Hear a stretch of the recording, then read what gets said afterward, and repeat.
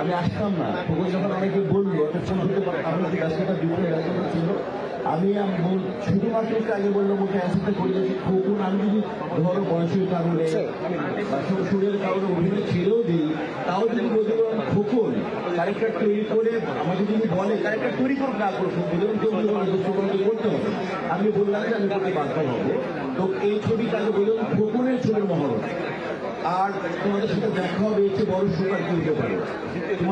তোমার ভাবি গাড়িতে বসে আছে, উনি আমেরিকা থেকে তোমরা জানো। অনেক বছর পরে আমরা একসাথে দিলাম, তাও আমি আসছি আর মুন্নাকে ইন্সপিরেশন দেওয়ার জন্য। নতুন ছেলে আমরা, মুন্নার বাপ চাচা দাদা, আমরা তার অভিভাবক। আমাদের দায়িত্ব হচ্ছে সন্তানদেরকে কাঁধে মাথায় হাতে হাতে উপরে তুলে দেওয়া। ও যদি আমাদের সহযোগিতা পেয়ে যদি উপরে উঠতে পারে ইনশাআল্লাহ, তাহলে এটা আমাদের করা উচিত। ওই জন্য আজকে আমাদের তারপর মানুষ রয়েছেন 10 জন।